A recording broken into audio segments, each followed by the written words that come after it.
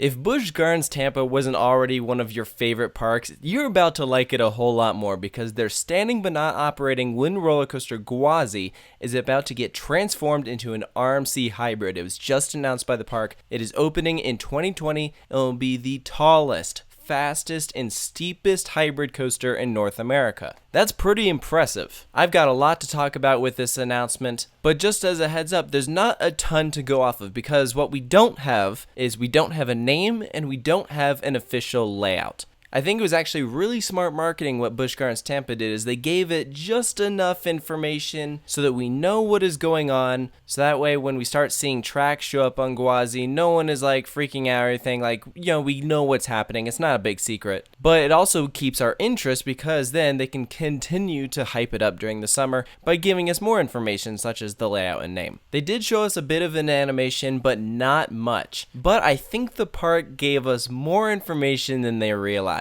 because I have a lot to go into with this small little clip that they put in this video, because I can actually figure out a good chunk of the layout strictly based off of this 3-second clip. So go ahead and call me Detective Taylor because this is what I came up with. And I'm not gonna lie, I'm pretty proud of it. I spent the better part of 45 minutes trying to dissect this small little bit of information that Busch Gardens Tampa gave us, and using Google Earth, which is my new best friend, I could take the old layout of Gwazi and put it with the small little animation to figure out what kind of ride we're looking at. We know it is going to be one track, it'll be over 200 feet, have a beyond vertical drop, but it will not be longer than Steel Vengeance. They specifically said tallest, fastest, and steepest. So we know it'll be over 205 feet and have a drop of at least 91 degrees. So let me break this down for you a bit. Knowing that it is one track, I am expecting them to use the right lift hill. This is not the lift hill that most people get a view of when they're walking past Gwazi. This is the other one. You can sort of see it when you're walking in the main gate to your left. I'm expecting that they will raise this up to over 200 feet, and then there in the white will be your drop. And what happens immediately after that is a mystery. However, we know there is confirmed land clearing going on approximately where the bottom of that drop is. The footage you are seeing here is from Midway Mayhem, and it was shot at the end of January, so imagine what it looks like now. You can see two major areas of land clearing, which I have outlined here in tan. So I'm expecting some sort of turnaround that you go into immediately after that. Some sort of high banking turn, maybe something like Goliath at Six Flags Great America. And then using this picture right here, we can see an inversion under the lift hill. That inversion is pretty high up, so I would expect that to be the first inversion, unless that turnaround that we're talking about immediately after the drop is an inversion. I think immediately after that turnaround that we're talking about, you're gonna swing up and go into this inversion under the lift hill, which I believe is the same inversion that we are seeing here in this clip. And I believe it is because if you look right here, you can see after the inversion,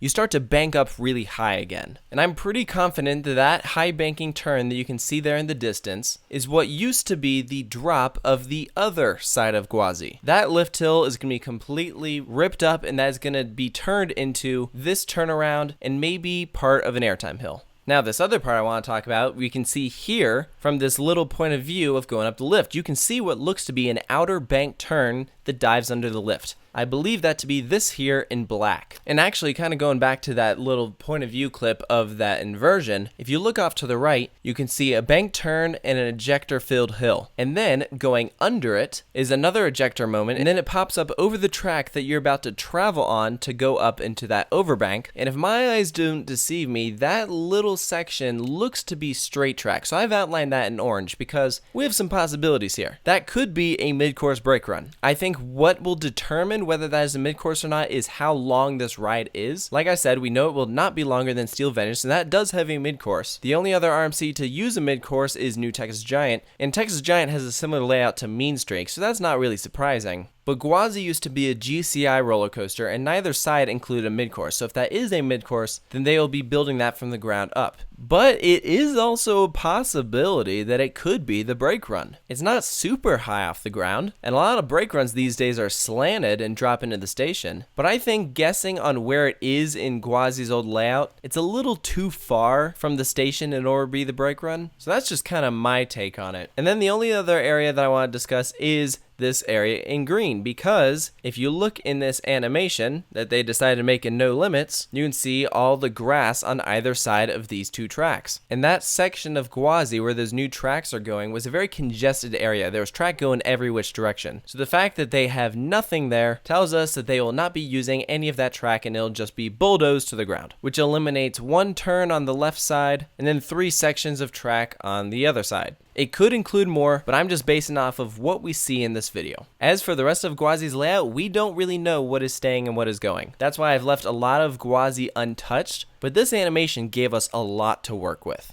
And I'm feeling pretty good about the placement of where we've lined everything up here. But like I said, none of this is confirmed, so I could easily be wrong, but I think this is very exciting stuff. A few other things I want to talk about that aren't so speculative, more just things that I'm pointing out. They are advertising this as the tallest hybrid coaster in North America and fastest and the steepest in the world. So North America implies that there's a coaster that is taller somewhere else in the world. And I believe they're talking about Zadra, which is going to Energylandia. We know that coaster will be over 200 feet, but we don't know exactly how tall. But we know that this will be taller than Steel Vengeance. The rumored height for this is 212 feet, however the park did not confirm that. Because we don't know the exact height of Zadra, I'm assuming that that is over 212 feet, and Busch Gardens knew that, hence why they're just saying North America, because they know that 212 is more than 205. And looking at this graphic, that first drop does not look to be that much steeper than 90 degrees. So that's why I say it would be kind of funny if it was 91 degrees. That'd be a big slap in the face to Steel Vengeance. They'd be like, oh, we're going to outdo you by 1 degree. I think that element is going to be crazy in the back seat. It'll be very interesting to see how RMC pulls that off. I think it's very exciting. This ride is going to be crazy, and I think RMC had to really get creative when they were doing this. Because if you look at something like Steel Vengeance, Mean Streak did not exactly have the most interesting of layouts. It was kind of very basic. It just went around in one giant circle 3 times. This layout is all over the place. It's a GCI. That means it was twisty by nature. RMC coasters are very twisty, so take a twisty ride and make it even twistier.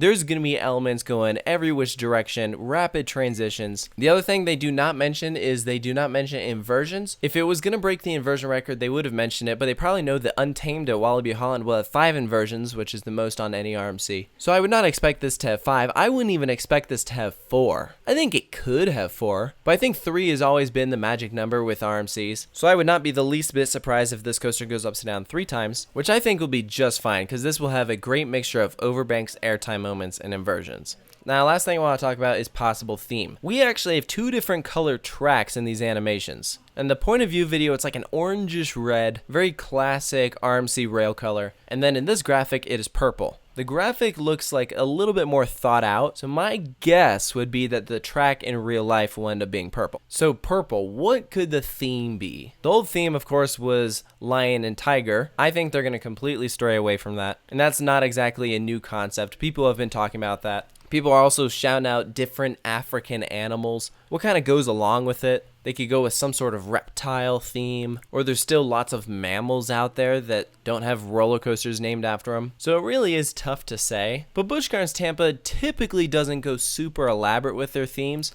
Cobra's Curse is about as themed as it gets. The rest of the coasters don't really have super high level theming. I wouldn't expect anything too crazy with this ride, but I am very curious to see what they end up naming it. But I think that's going to do it for this breakdown of RMC Gwazi at Busch Gardens Tampa. I'll be sure to do another video once we learn new information about this ride, especially get something like a point of view video. I'll be there to break it down for you guys. But I hope you enjoyed this. It was a bit of a mix of breaking down the announcement and then also doing a little detective work, trying to find out as much as we possibly could with the information we were given. So we'll just have to wait and see what happens. But be sure to hit that subscribe button if you're new to the channel, and be sure to stay tuned for more analyses and announcement breakdowns here at Coaster Studios. I'll catch you guys next time.